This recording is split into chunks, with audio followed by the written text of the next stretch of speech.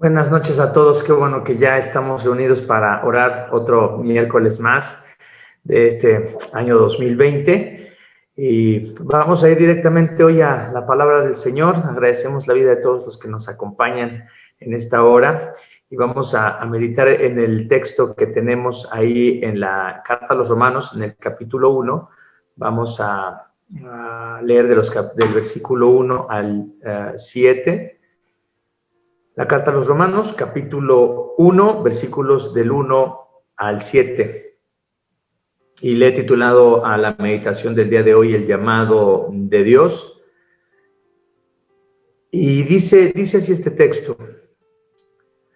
Pablo, siervo de Cristo Jesús, llamado a ser apóstol, apartado para anunciar el evangelio de Dios, que por medio de sus profetas ya había prometido en las Sagradas Escrituras. Este evangelio habla de su hijo, que según la naturaleza humana era descendiente de David, pero que según el Espíritu de Santidad fue designado con poder hijo de Dios por la resurrección. Él es Jesucristo, nuestro Señor. Por medio de él y en honor a su nombre, recibimos el don apostólico para persuadir a todas las naciones que obedezcan a la fe. Entre ellas están incluidos también ustedes, a quien Jesucristo ha llamado. Les escribo a todos ustedes, los amados de Dios que están en Roma, que han sido llamados a ser santos. Que Dios nuestro Padre y el Señor Jesucristo les concedan gracia y paz. Hace poco estaba compartiendo este texto con unas personas en un estudio y me di cuenta de la riqueza que casi siempre yo he ignorado acerca de esta introducción a la epístola a los romanos. Los expertos dicen que más o menos se escribió en el año 57, 58, no se sabe exactamente cuándo se escribió esta epístola, posiblemente desde Corintio, cuando el apóstol Pablo estaba en Corintio.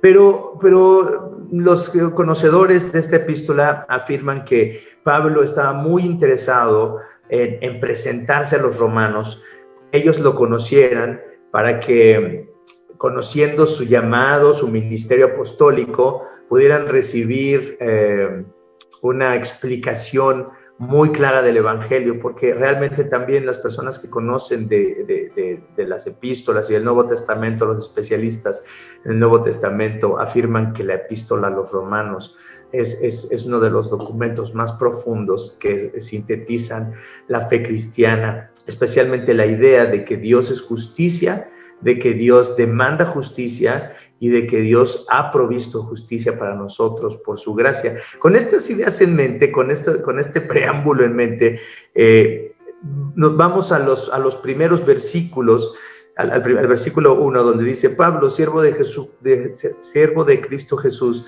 llamado a ser apóstol, apartado para anunciar el evangelio de Dios. Entonces se presenta el apóstol Pablo como una persona llamada por Dios para ser apóstol, para ser el enviado de Dios a los gentiles y anunciar el evangelio. Y recordemos que para nosotros siempre la palabra evangelio tiene una carga muy religiosa, una carga con mucha información teológica o cosas así, pero recordemos que para los oyentes de ese primer siglo la palabra evangelio simplemente era para anunciarles a ustedes estas buenas noticias de parte de Dios. Ese es con lo que empieza el apóstol Pablo: quiero anunciarles, yo he sido enviado más bien para anunciarles el evangelio, las buenas noticias de Dios. Hay buenas noticias para ustedes.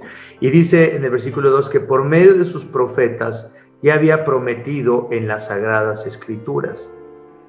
Pablo está haciendo referencia a las Sagradas Escrituras, es decir, al Antiguo Testamento, porque había personas de origen judío también allí en la iglesia de Roma. Entonces Pablo quiere explicar estas buenas noticias en los términos de la palabra de Dios, que en ese entonces pues solamente era el Antiguo Testamento, la ley y los profetas. Y Pablo dice, ese evangelio, dice, había sido prometido en las Sagradas Escrituras. Esas buenas noticias acerca del Mesías, esas buenas noticias acerca de la salvación que hay en Cristo, estaba anunciado desde el Antiguo Testamento. Obviamente nosotros cada vez que hacemos un sermón en nuestro tiempo, especialmente en nuestra iglesia, siempre terminamos haciendo las conexiones que nos llevan a esas buenas noticias del Evangelio. No importa si estamos en Salmos, en Proverbios, en Jueces o en cualquier libro del Antiguo Testamento o en Isaías.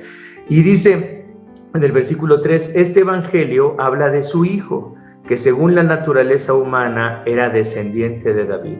Entonces, Pablo les dice a los romanos, estas buenas noticias se tratan acerca de Cristo, que en primer lugar era hombre, que era verdadero hombre, descendiente de David, de acuerdo, dice, a su naturaleza humana.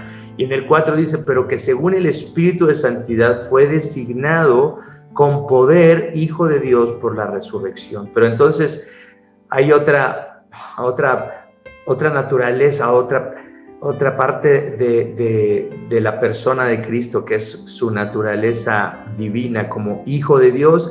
Y dice el apóstol Pablo, esto de que es Hijo de Dios, de que Jesucristo es el Hijo de Dios, fue demostrado por la resurrección. Entonces, Pablo está recordándoles a los romanos que ya eran cristianos cuestiones muy básicas de la fe. Primero, que estas buenas noticias provienen del Antiguo Testamento.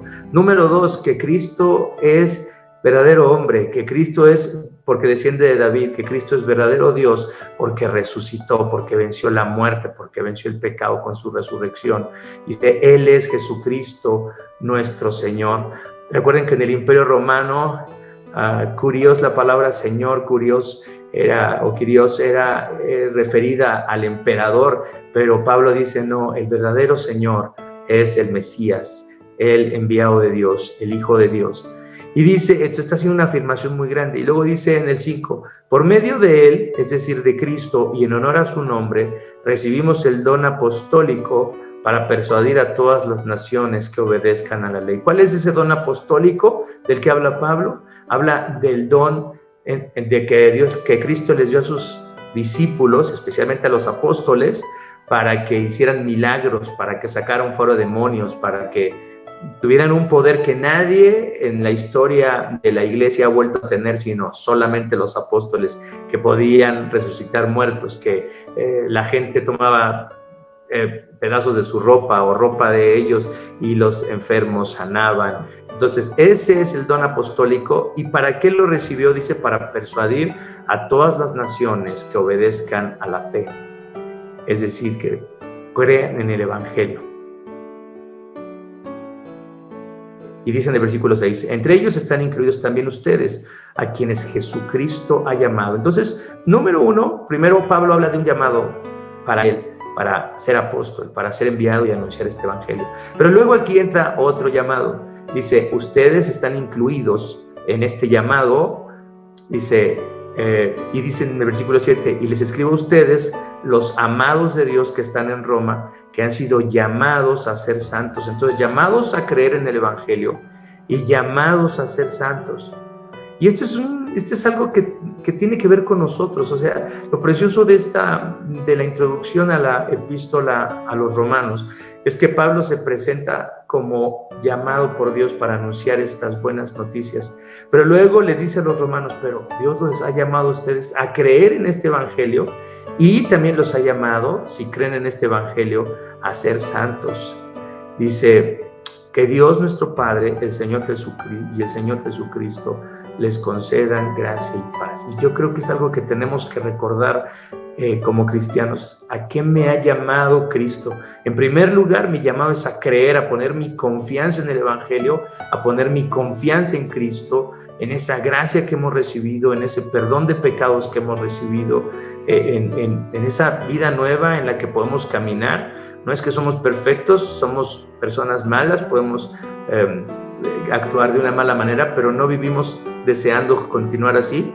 Deseamos cambiar nuestros malos caminos, arrepentirnos. ¿Por qué? Porque no solamente tenemos el privilegio de creer en Cristo, pero tenemos el privilegio también de arrepentirnos de nuestro pecado y caminar en santidad.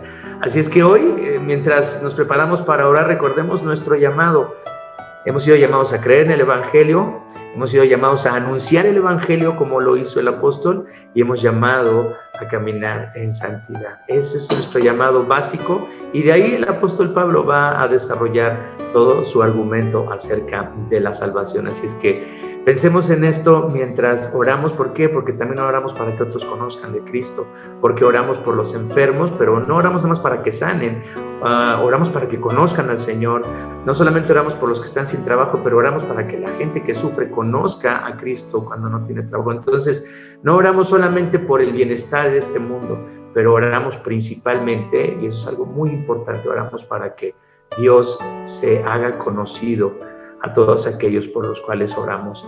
Que recordemos eso, recordemos este llamado que tenemos, a creer en el Evangelio, a vivir en santidad y anunciar el Evangelio.